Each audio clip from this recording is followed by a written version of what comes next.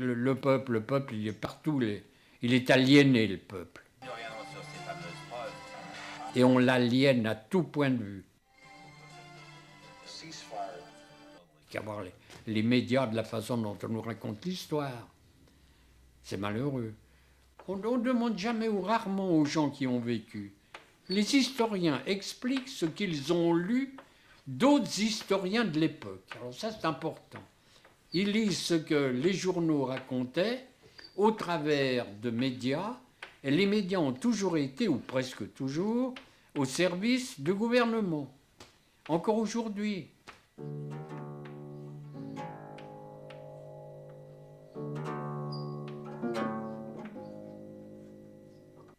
Aujourd'hui, nous commençons l'étude de la guerre d'Espagne, un conflit qui a fait 1,5 million de morts et qui a duré 3 années. C'est un événement important dans l'histoire de l'entre-deux-guerres. C'est le prélude à la Deuxième Guerre mondiale. Est-ce que vous pouvez ouvrir votre livre d'histoire, le livre de Georges-André Chevalat, à la page 54, s'il vous plaît. La guerre civile espagnole va être une épreuve de force entre les puissances fascistes et le système démocratique.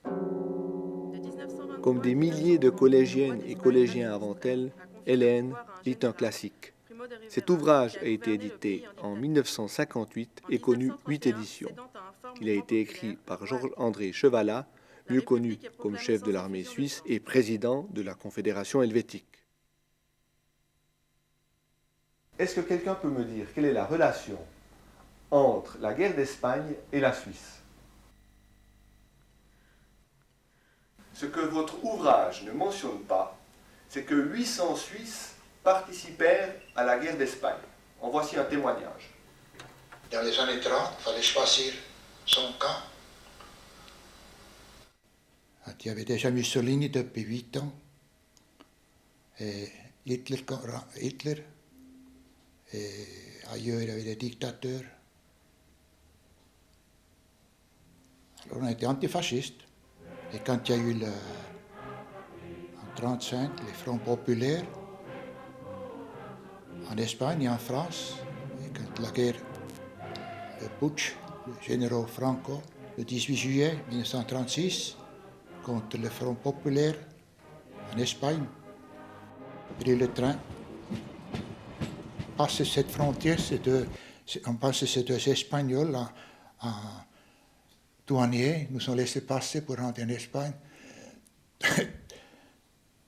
tous sont levés dans ce car, on chantait l'International dans toutes les langues. C'était un événement, on ne peut pas décrire, on ne pouvait pas répéter le moment. Je me sentais dans le nouveau monde, dans le monde rêvé. Je me sentais plus grand, je me sentais quelqu'un. Voilà, notre idéal, ça vient. Notre idéal arrive. Je suis parti à 16 ans. Il ne faut pas oublier qu'au Tessin, on avait une pression forte de la part de l'Italie. Les mouvements fascistes, ils étaient assez nombreux et forts.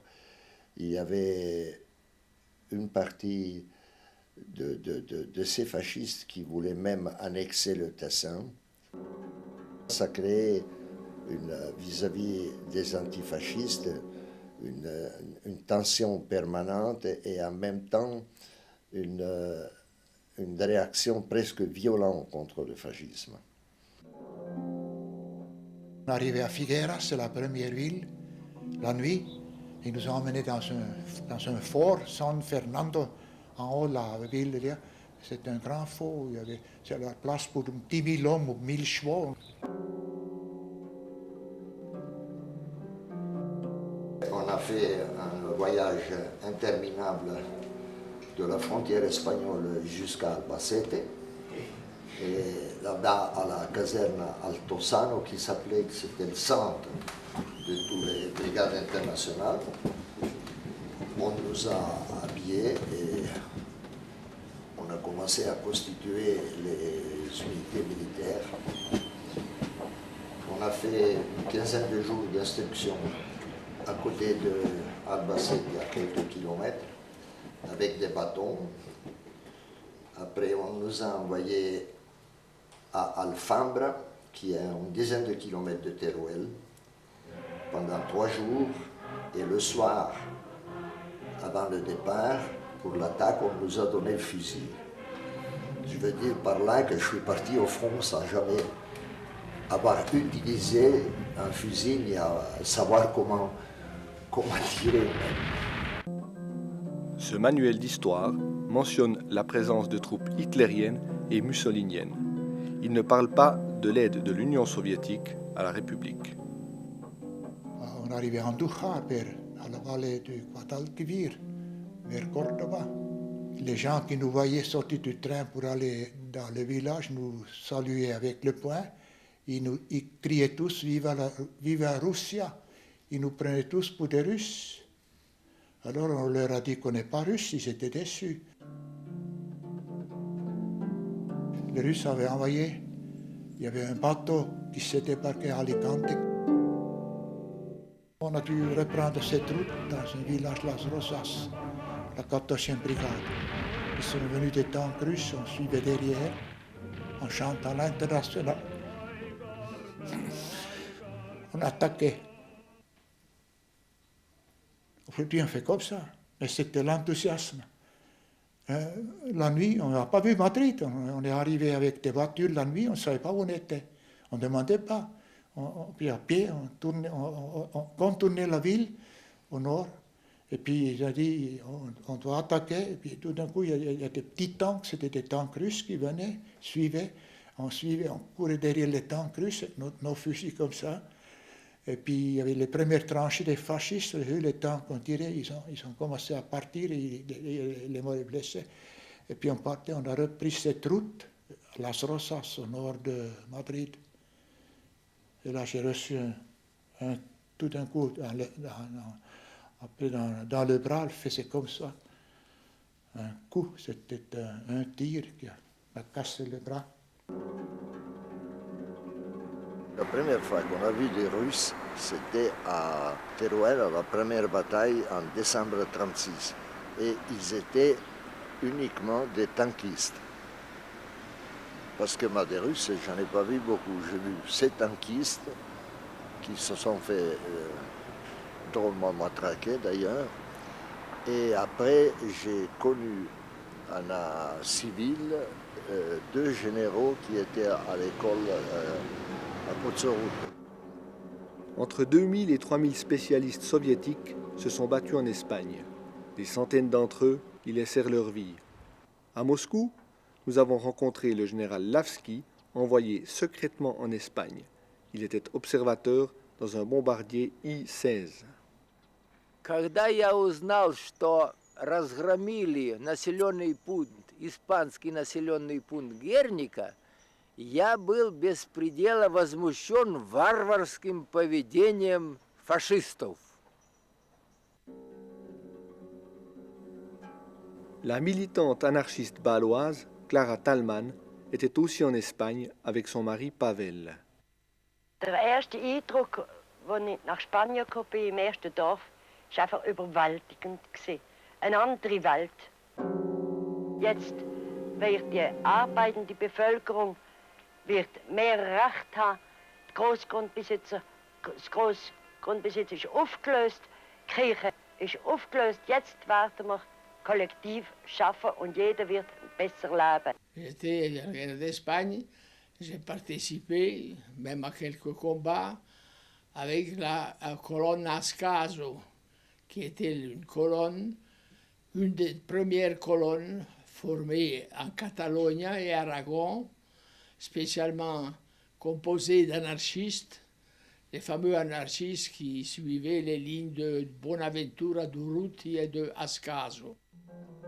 Il y avait une certaine entente au début. On pouvait faire des actions ensemble. Mais une de ces dernières actions a failli parce que les anarchistes ne voulaient pas participer avec les républicains. Je suis revenu d'Espagne quelques mois après. lorsqu'ils ont commencé les luttes entre eux. Et à ce moment-là, je me suis dit, si nous n'avons pas une certaine force dans la direction, dans les commandements de ces volontaires, nous allons être anéantis.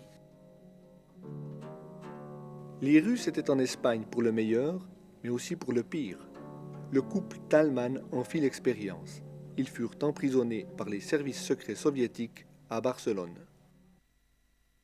Nous étions contre la politique des staliniens, c'était ça l'essentiel. Et alors ils nous ont donc arrêtés et ils nous ont interrogés des nuits et des nuits. Il y avait des blessés italiens et autres qui étaient avec nous au front, des anards. Il y avait des juifs qui étaient là, ils ont torturé les Allemands, les Polonais. C'était atroce, vraiment. Les Belges, les Français, les Suisses et autres, ils étaient plus prudents, c'était curieux.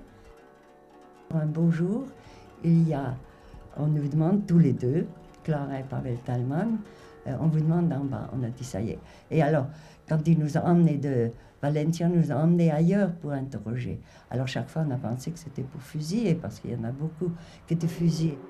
Le consulat de Suisse, en Espagne, parvint à les faire sortir du pays. En Suisse, la jeunesse socialiste protesta contre l'incarcération de Pavel et Clara Thalmann.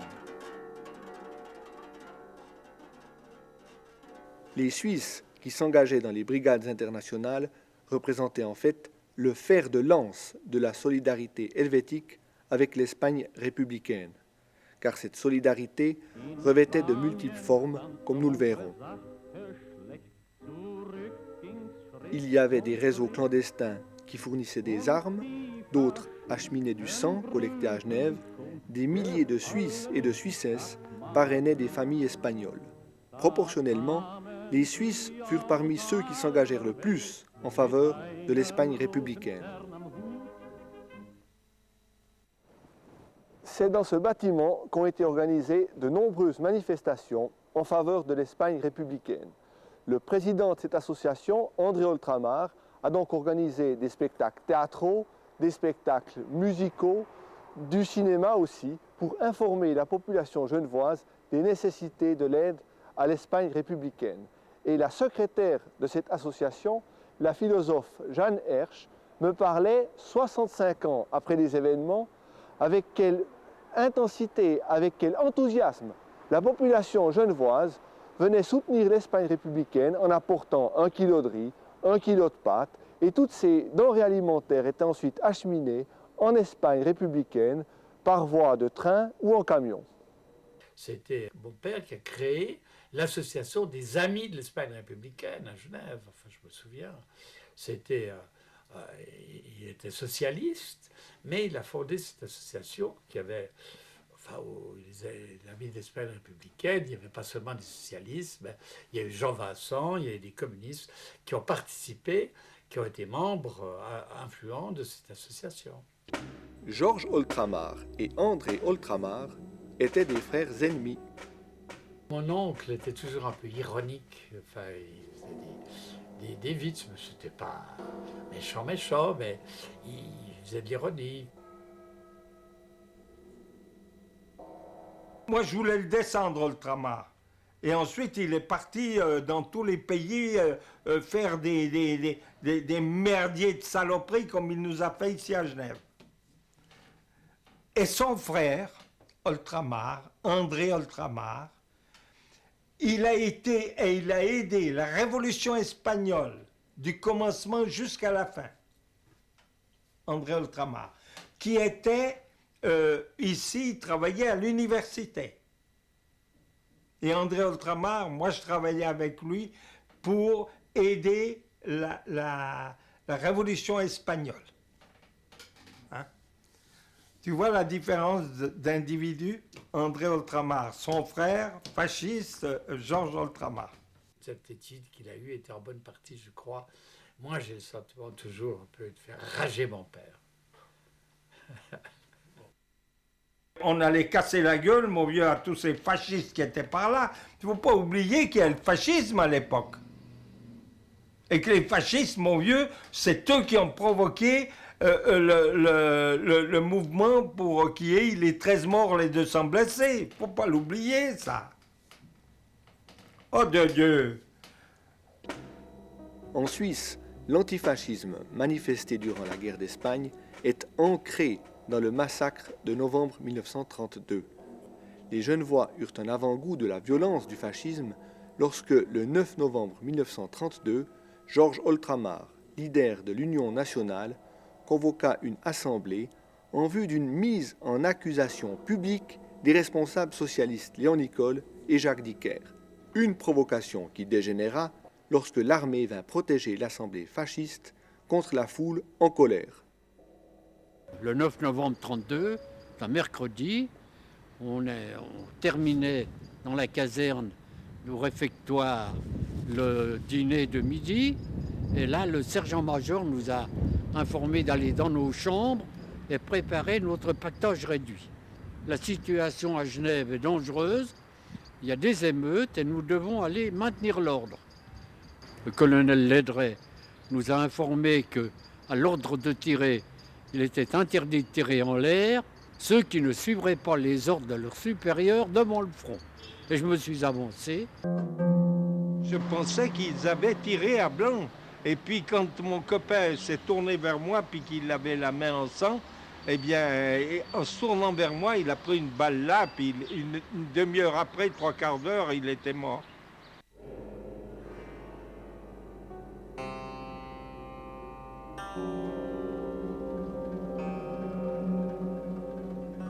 On a eu pas mal de gens qui ont fait de la prison pour le 9 novembre. Et alors, moi, j'ai bénéficié de ça pendant les 2 ans de prison à peu près que j'ai fait du quartier politique et militaire, où je pouvais recevoir tous les livres que je voulais, où je pouvais recevoir tous les journaux que je voulais, et alors ça m'arrangeait.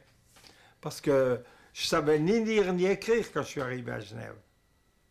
J'ai jamais eu le temps d'apprendre à lire et à écrire. C'est en prison que j'ai appris à lire et à écrire. Ah ouais, je savais ni lire ni écrire quand je suis rentré à Genève. J'ai tout fait à Saint-Antoine. La Chaux-de-Fonds est une ville industrielle à majorité de gauche depuis 1912.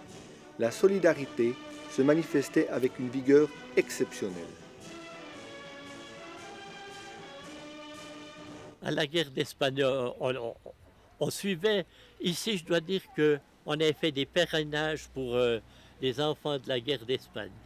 Et à ce moment-là, je dois dire qu'on avait beaucoup de parrains, mais comme c'était le grand chômage, on avait une quantité, on allait ils nous donnaient 10 sous, 1 franc par mois, et on allait chercher cet argent. Et je dois dire que ça faisait quand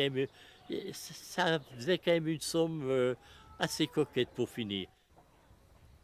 La coopérative avait mis des paniers ou des caisses dans chaque magasin de la coopé et on pouvait acheter soit 1 kilo de riz, 1 kilo de sucre qu'on mettait pour la guerre d'Espagne.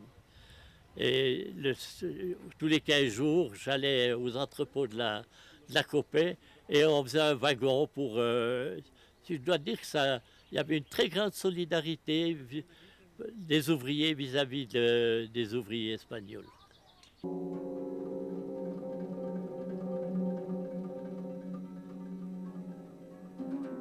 Les enfants victimes des bombardements ont parfois trouvé asile en Suisse. Je ne dormais presque pas.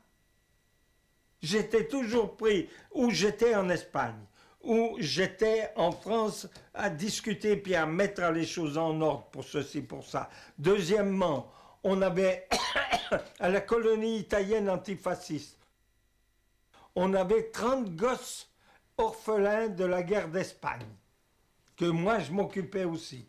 Alors tu te rends compte, j'en avais comme ça, mon vieux. Hein?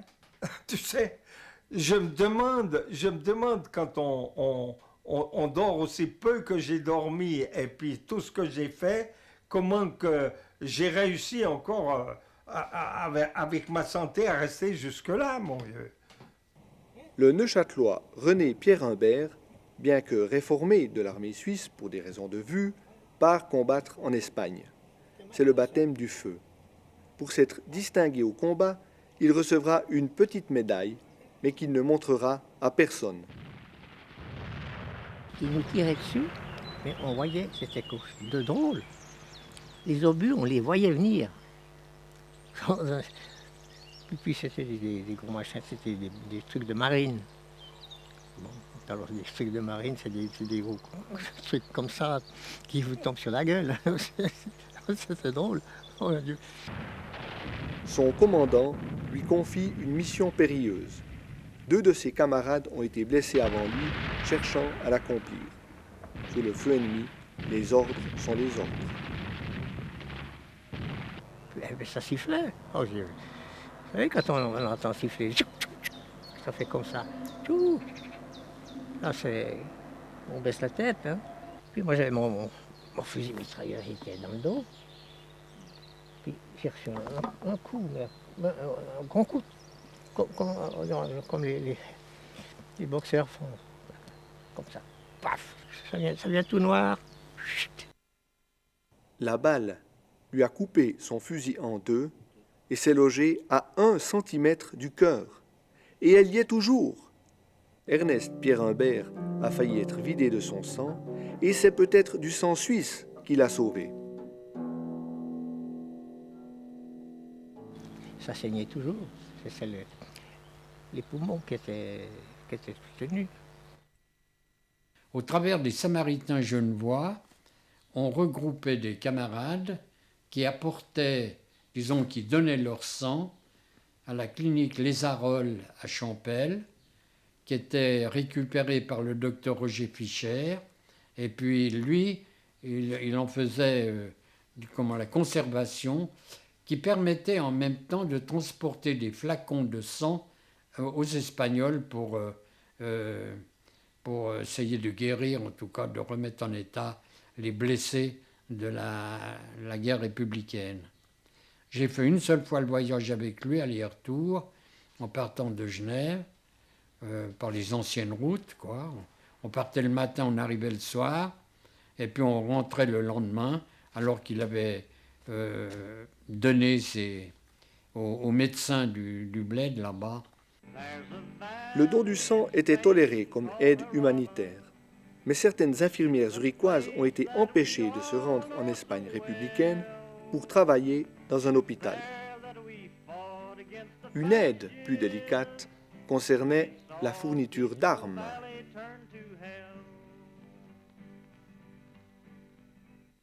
Tronchet, Bertoni et tous les camarades avec lesquels j'ai discuté quand je suis sorti, quand j'ai voulu aller et partir comme volontaire pour me battre en Espagne, ils m'ont dit « Qu'est-ce que tu vas aller en Espagne ?» Ils sont 5 ou 6 qui attendent sur un fusil. Je leur ai fourni pendant toute la période que j'étais dehors de prison, j'aurais fourni, mais ce n'est pas moi qui commandais la marchandise, c'était le Mexique qui commandait pas à Bâle ni à Zurich, c'était à Soleure, à fabrique d'armes à Soleure, qui commandait les armes, soi-disant pour le gouvernement mexicain.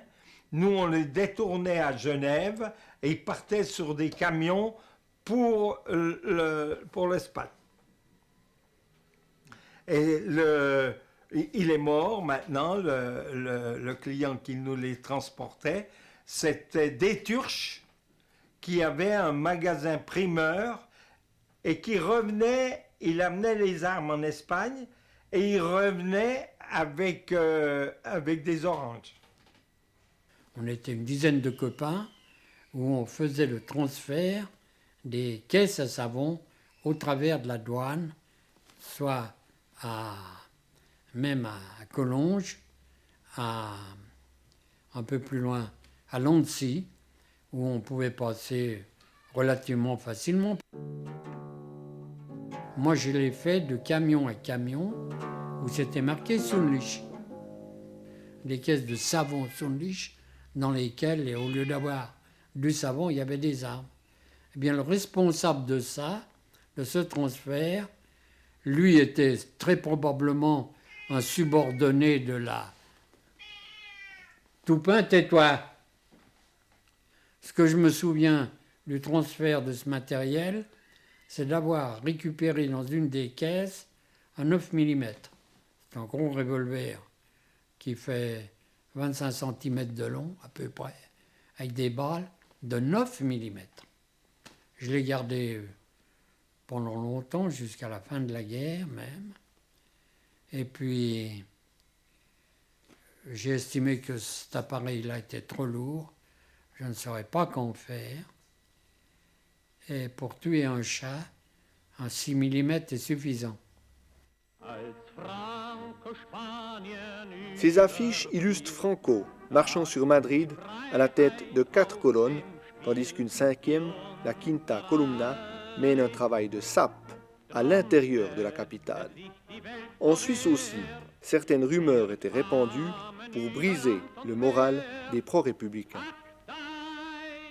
Il y a des gens qui ont raconté à la maison, à mes parents, des choses qui n'étaient pas vraies. Quand je suis revenu à la maison, chez mes parents, de nouveau, ils ont dit que tel et tel, ils ont raconté des bêtises comme ça, qu'on avait enlevé la chambre en Espagne, des choses comme ça, qui n'étaient pas vraies. C'était des gens qui voulaient démoraliser. C'était la 5e colonne à Franco, la 5e colonne, qui agissait même en France, même jusqu'en Suisse. En Suisse, il était théoriquement impossible de faire de la solidarité en faveur de l'Espagne républicaine. Pourquoi cela? Parce que, dès août 1936, le Conseil fédéral a promulgué toute une série d'arrêtés spéciaux en vue d'entraver, de limiter au maximum la solidarité populaire en faveur du gouvernement républicain espagnol. Et même, comme si ça ne suffisait pas, certains cantons ont encore rajouté une louche en promulguant eux-mêmes de nouveaux arrêtés spéciaux, toujours en vue d'entraver au maximum la solidarité suisse avec l'Espagne républicaine. En 1938 eut lieu un très grand procès militaire au cours duquel furent condamnés toute une brochette de dirigeants, syndicalistes et communistes pour avoir incité des Suisses à s'engager dans les brigades internationales. Certains furent très lourdement condamnés, tel Edgar Vogt, le communiste, condamné à 1 année de prison et 3 ans de privation de droits civiques.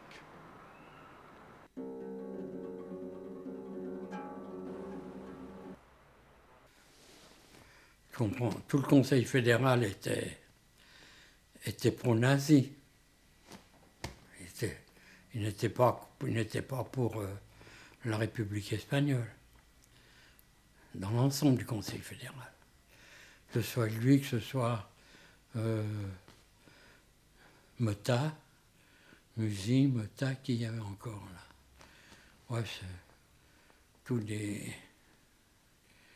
c'était tous des gens de droite, quoi. Il n'y avait pas de gauche, il n'y avait pas de socialistes au Conseil fédéral. Le gouvernement prend la décision en 1937, interdit d'être communiste. Ça veut dire quoi? La Suisse de l'époque, des années 30, elle était une Suisse très noire, c'est-à-dire que la politique du Conseil fédéral, c'était de collaboration et de tolérance à tout ce qui était fasciste, et par contre, tout ce qui était antifasciste était sévèrement réprimé. Ça veut dire empêcher de penser une idée communiste? Que l'on se rassure, on pouvait toujours penser communiste en Suisse, mais les moyens d'expression de ce parti devenaient limités, puisque leur presse était désormais interdite, et les élus communistes se retrouvaient privés de leur tribune parlementaire. On entre dans une période qui aboutira plus tard à une sorte de totalitarisme helvétique, pour reprendre la formule de l'historien Hans Ulrich Jost.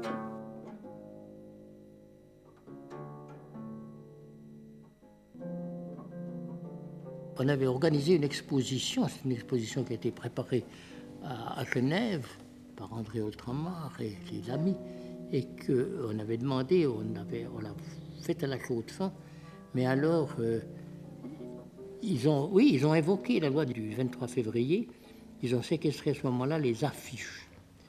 Alors ces affiches, c'était des affiches de propagande, enfin des affiches qui étaient sur le front. Alors il y en avait naturellement qui étaient signées FAI, Fédération anarchiste ibérique. Ces affiches, ils les ont séquestrées. On avait des masses de photos. Puis sur la plupart des photos qu'on avait, il y avait des prêtres. C'était des prêtres du bas clergé qui étaient avec les mineurs, avec les gars. Puis mes copains disaient, on ne pas foutre tous ces... Ils me disaient, tu veux pas qu'on foute tous ces curés. J'ai dit, mais au contraire, il faut les mettre et puis en même temps, on fera notre propagande contre les calomnies, justement, dont vous dites que Musis faisait l'écho, ces violeurs de nonnes et puis ces brûleurs de couvents. Il faut dire qu'on a été prudent. Hein. Par exemple, comme je vous disais, quand on a eu Lucien Tronchet, on n'a pas annoncé que c'était Lucien Tronchet qui venait, on avait mis... sera suivi d'une conférence, d'une causerie.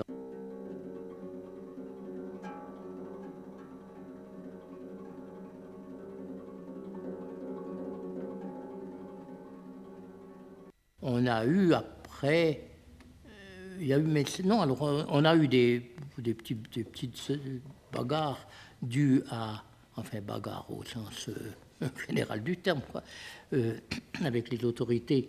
Mais sur la base alors d'arrêtés fédéraux qui limitaient le droit de parole sur les questions, d'abord aux orateurs étrangers, on ne pouvait pas faire des orateurs étrangers qui s'exprimaient. On a eu même Fabra Ribas qui est venu, mais alors il était toujours en comité, c'était des séances privées. L'arrêté du Conseil fédéral du 24 août 1936 interdisait ce que l'on nommait la propagande cinématographique. Certains films furent donc censurés. Et comme le relève le colonel Jacques Hillard, qui présidait la commission de censure vaudoise, par sa signification violente et haineuse, par sa portée de violence et de menace, le poing levé revêt un caractère différent de celui du bras tendu fasciste, hitlérien ou frontiste. Il suffit d'observer les visages des manifestants rouges au rictus contracté pour s'en rendre compte.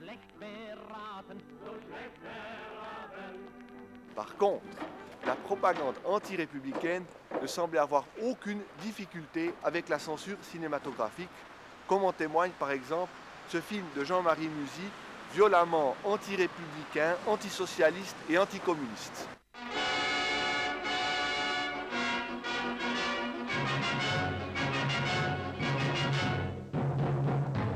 À Burgos, Salamanque, Grenade et Cuenca, on annule purement et simplement les élections.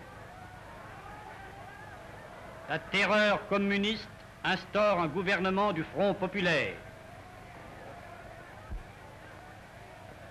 L'Espagne, pays du soleil et de la gaieté, est sur la voie du calvaire.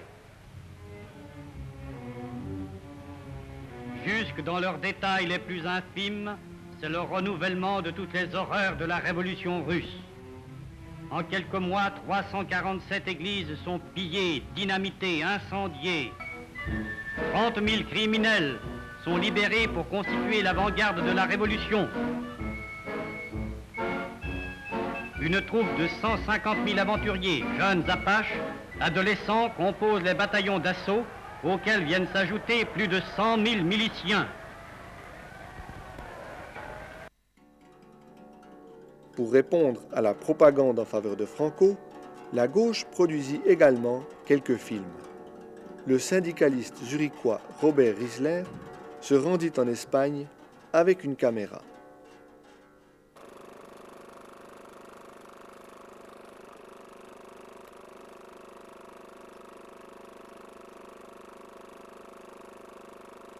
J'étais en Espagne, en Barcelone et à Sevilla, dans des hommes de l'enfance.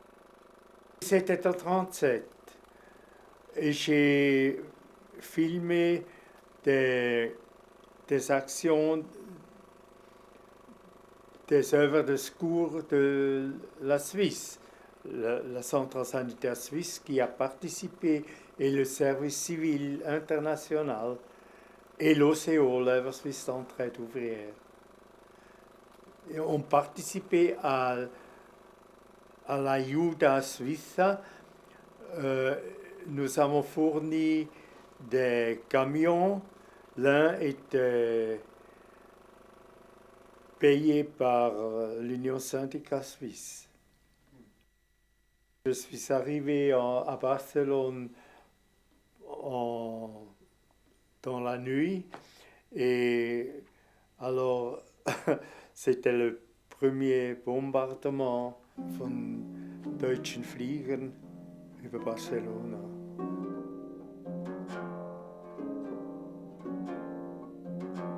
Il y avait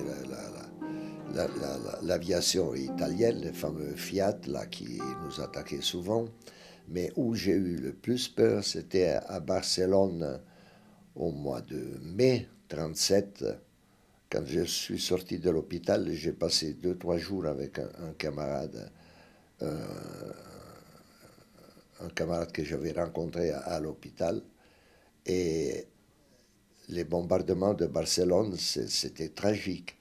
Parce que les avions ils venaient de Majorque, et puis quand ils arrivaient sur Barcelone, ils atteignaient les moteurs, ils ralentissaient le moteur, il n'y avait pas de bruit, et puis il y avait les bombes qui tombaient sur la ville. C'était très impressionnant. C'est dans cette université qu'enseignait Georges-André Chevalat, l'auteur de cet ouvrage historique. À leur retour en Suisse, les brigadistes ont tous été condamnés. Par contre, l'un de leurs adversaires, Benito Mussolini, a lui été honoré par l'Université de Lausanne, qui lui a décerné le titre de docteur honoris causa pour, je cite, avoir conçu et réalisé dans sa patrie une organisation sociale qui a enrichi la science sociologique et qui laissera dans l'histoire une trace profonde. L'Université de Lausanne n'était pas avare en matière de distinction.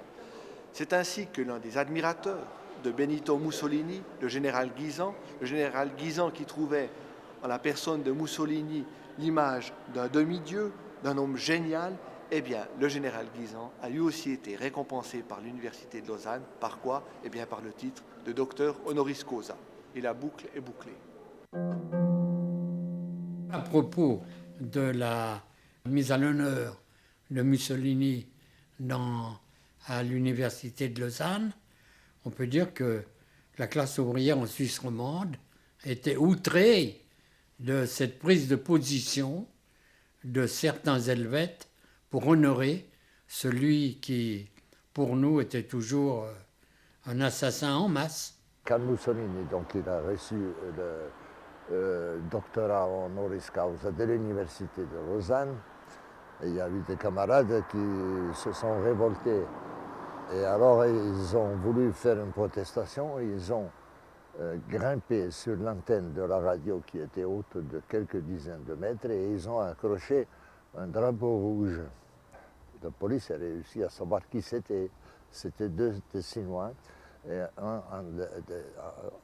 je me rappelle le nom, il s'appelait Getzi. Puis il a été arrêté. Il a probablement nié quelques moments, mais en prison, on lui a envoyé des chiens pour le mordre dans les jambes. Que ce soit Mussolini, Hitler, que ce soit n'importe qui, ça a toujours été tous des crapules, la dernière crapule que la terre porte. Nombreux étaient les brigadistes qui pensaient pouvoir anéantir les armées fascistes en quelques semaines. Mais la guerre se prolonge. Au milieu d'un combat, Ernest Pierrimbert va faire une rencontre hallucinante. Ça, c'est mon frère. C'est sa voix. Et puis c'était vrai. Parce qu'il est venu après. Moi, j'étais en Espagne déjà, mais lui, il ne savait pas que j'étais en Espagne. C'est drôle. Et puis, il me tirait toujours dessus. Je me dis, mais qu'est-ce que tu fous ici? J'ai dit, mais non, c'est pas croyable. tu vas aller là-haut? Il ne faut pas y aller là-haut, parce qu'ils sont tous raides.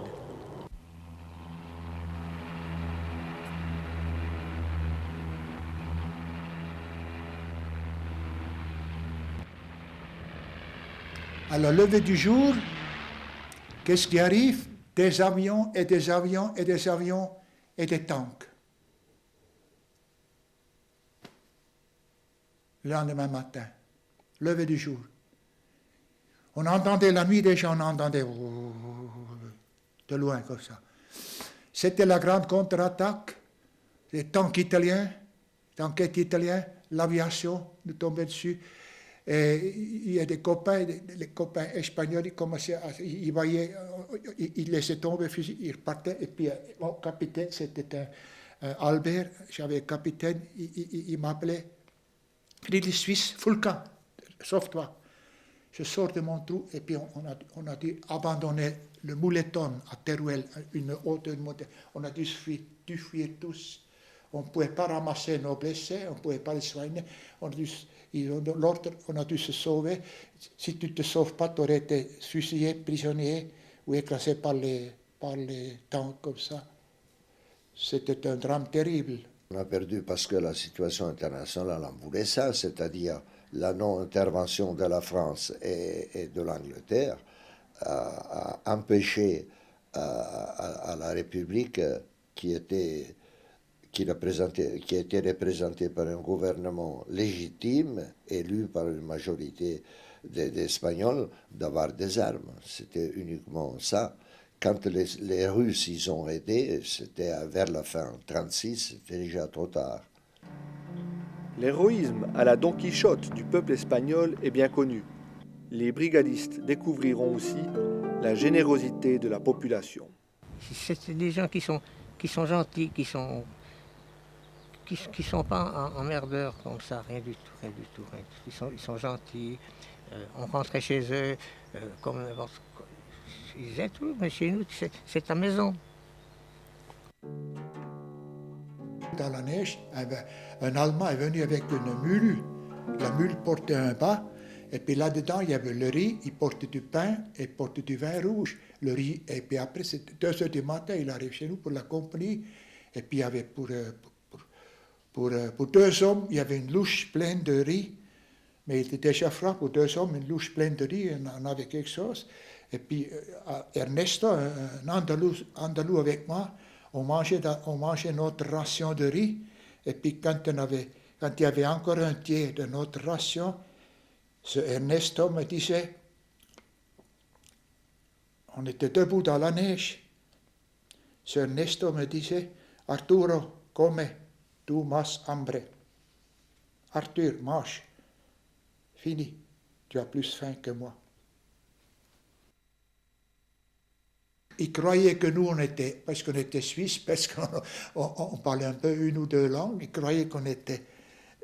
Ils ne pouvaient pas se figurer qu'on était des pauvres diables comme eux depuis la Suisse. On était aussi pauvres qu'eux. Mais alors il m'a dit, il a cru que j'étais... Il se figurait que j'étais peut-être toute ma vie mieux nourri que lui. Il m'a dit, toi plus faim que moi, mange le reste. C'est des gens fantastiques.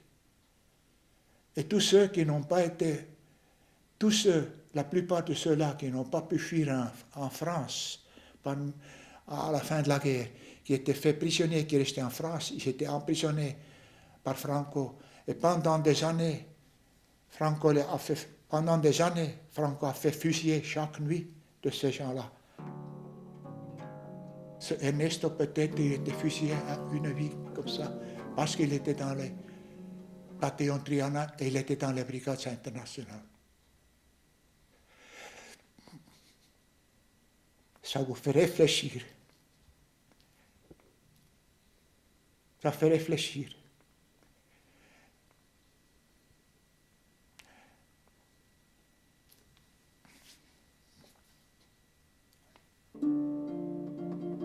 C'est tout un bon souvenir. D'abord l'enthousiasme des gens, l'accueil qu'on avait dans les gens des villages, des villes, ils étaient d'un enthousiasme, d'une reconnaissance envers nous qui était très touchante. La camaraderie entre nous, combattants, entre nous, soldats, qui était vraiment plus que héroïque et grande. Moi, je me rappelle d'avoir vu à Teruel, pour sauver un blessé, 4 camarades qui sont tombés morts pour aller à l'aider. Donc ça, c'est des choses que c'est seulement dans une guerre comme celle-là que peut arriver. Je regrette rien. C'était fantastique. On a vécu des choses les plus fantastiques avec les copains, les plus jolis. On a vécu des choses terribles avec des copains qui étaient déchiquetés, qui mouraient. On ne pouvait pas les aider. Et tous ceux qui ont disparu, on ne sait pas quand et comment, ça nous reste sur la conscience. Mais on ne peut pas avoir mauvaise conscience. On voulait un monde meilleur.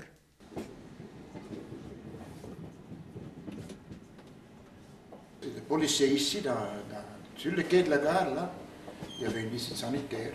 Un médecin qui était assis comme ça, il nous a touché le pipi à tout le monde, comme du bétail d'abattage, n'est-ce pas, pour voir s'il n'y avait pas des maladies, tout ça, comme ça.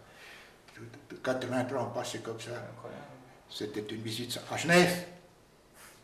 À leur retour en Suisse, les brigadistes furent systématiquement poursuivis et persécutés par les tribunaux militaires. La Suisse est le seul État qu'on qualifie généralement de démocratique qui a poursuivi systématiquement les brigadistes de la guerre d'Espagne. Depuis des décennies, à Berne, il y a des tentatives parlementaires pour réclamer leur réhabilitation politique et pénale jusqu'à présent. Elles ont toutes échoué.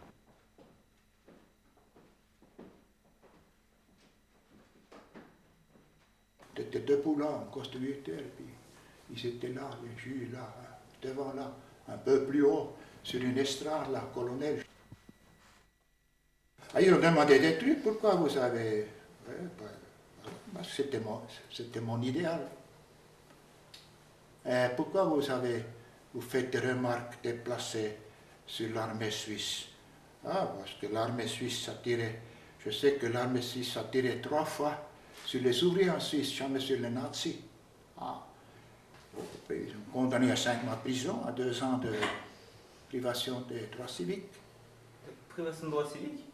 2 ans de privation de droits civiques. J'étais avec des criminels à Wetzwil, dans le canton de Berne, a reçu l'ordre par ce tribunal militaire de faire passer la prison. On était 2-3 à Wetzwil, en costume brun, kaki, on travaillait les betteraves, 150 jours. Le dernier jour de prison,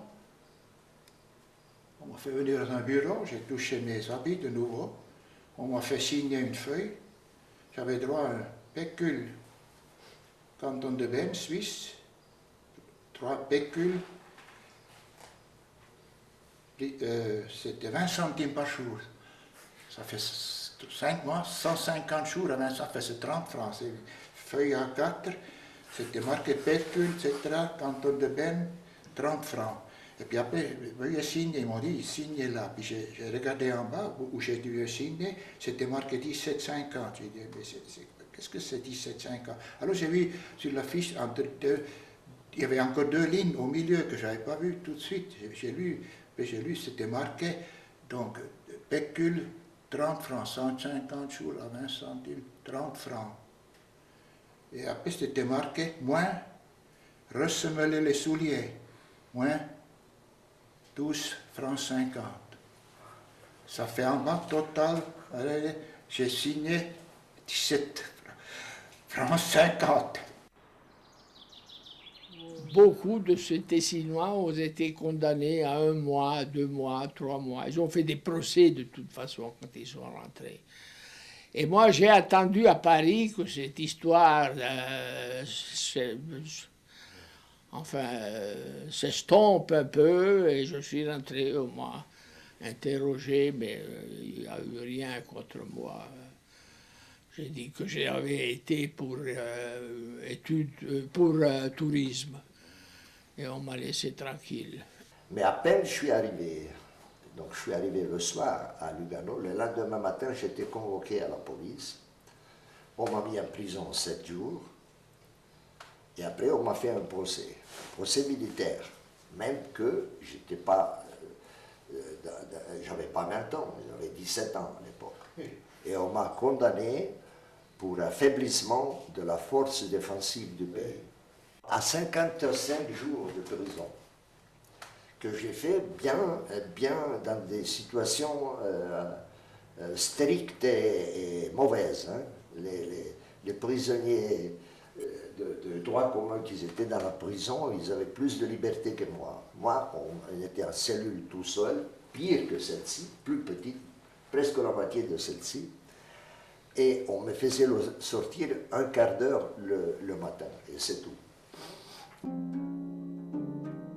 Lorsque Mussolini envahit l'Éthiopie, la diplomatie helvétique s'était opposée aux sanctions de la Société des Nations. La Suisse sera le premier gouvernement démocratique à reconnaître la dictature de Franco.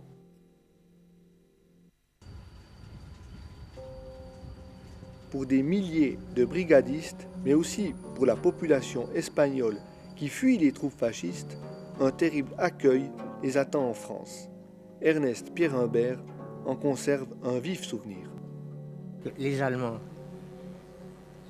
hein, ils ont fait des trucs dégueulasses. Eh bien, je vous assure que c'était à peu près la même chose à Argelès. Je vous dis, c'est malheureux de moi. C'est dommage de vous le dire, ça, comme ça. Mais on n'avait rien. On était au bord de la mer. Il n'y avait pas d'arbres, pas d'eau. C'est-à-dire qu'il y avait une petite rivière qui descendait. Et elle était barricadée. Alors nous, quand on a pu avoir de l'eau, on allait prendre de l'eau. Et qu'est-ce qu'ils ont fait? Ils ont changé des barbelés. On ne pouvait plus rien prendre. Plus rien. Plus rien. Pas de sanitaire, on avait des blessés. Il y a deux Genevois qui sont restés morts, ils sont morts là-bas. Hein. René Pierre Humbert, blessé, rentra seul en Suisse. Son frère repose en Espagne. René Pierre Humbert avait été réformé de l'armée suisse, ce qui lui a permis d'éviter la prison. Et après, un monsieur, un gardien, un fonctionnaire de l'État de Belgique, un bon Suisse, qui nous surveillait pendant les 5 mois avec un chien loup perché comme les nazis, chien loup perché, il nous surveillait quand on était dehors, travaillait les betteraves. Il se levait, il venait avec un papier, j'ai vu, c'était l'ordre de marche militaire. J'avais manqué 2 mois de la mobilisation. C'était la volonté de ceux qui m'ont condamné, les prisonniers, ils ne m'ont pas laissé partir. Alors maintenant, personne n'a porté plainte pour les 2 mois que je n'ai pas fait de service. Personne n'a porté plainte. Mais pour les 2 cours de répétition, 2 fois 15 jours que j'ai manqué, on m'a foutu 5 mois et 2 années. La privation des droits civiques commence dès la fin de la peine capitale. Et j'étais avec les copains que j'ai connus avant la guerre. Ils m'ont reçu comme un ami, tout ça. Et les autres qui ne m'ont pas connu, ils ont regardé à travers un peu. Il y a un qui sort de prison comme ça. Et qu'est-ce qu'il a fait? Peut-être.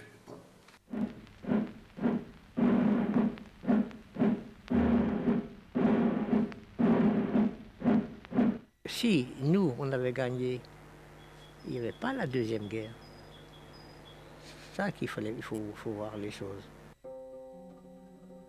En France, les brigadistes de la guerre d'Espagne furent parmi les premiers à organiser la résistance. L'ennemi restait le même.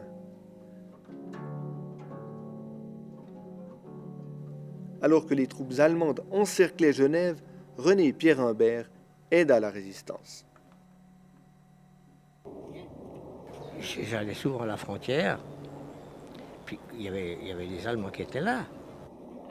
On a amené parfois des ravitaillements ou des revolvers ici, voilà, à des gars. qu'était de la résistance.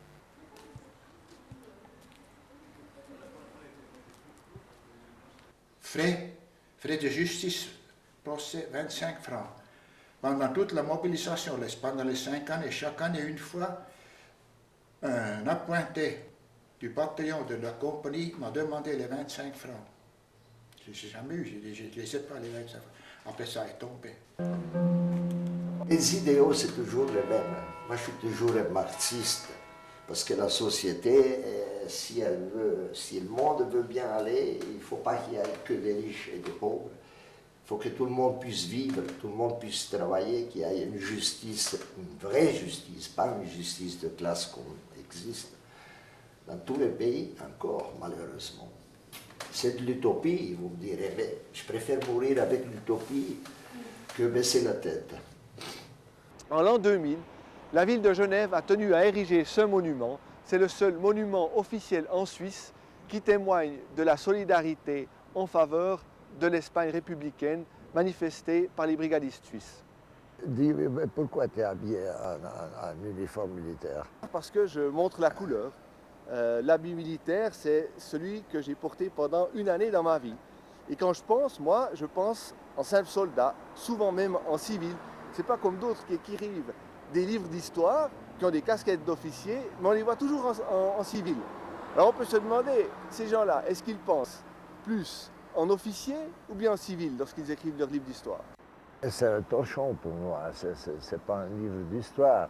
Une cinquantaine de lignes pour raconter la guerre d'Espagne, une guerre qui a duré 3 ans, qui a fait un demi-million de morts, une répression qui a causé des dizaines de milliers de garrottés.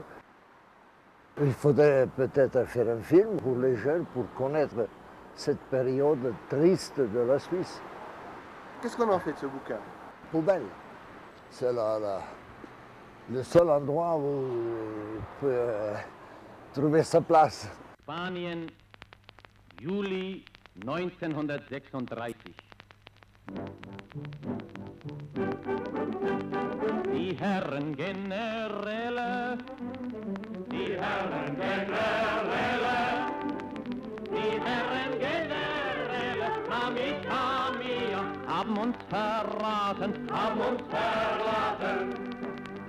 Wer hat denn diese Herren? Wer hat denn diese Herren? Wer hat denn diese Herren, Amica mia, so schlecht beraten, so schlecht beraten? Madrid, ich wunderbare, Madrid, ich wunderbare, Madrid, ich wunderbare, Amica mia, dich wollten sie nehmen, dich wollten sie nehmen. Marchaos Legionarios, Marchaos Hitlerianos, Marchaos invasores, Amica mia, a vuestra tierra, porque el proletariado, porque el proletariado, porque el proletariado, Amica mia, ganó las guerras, ganó las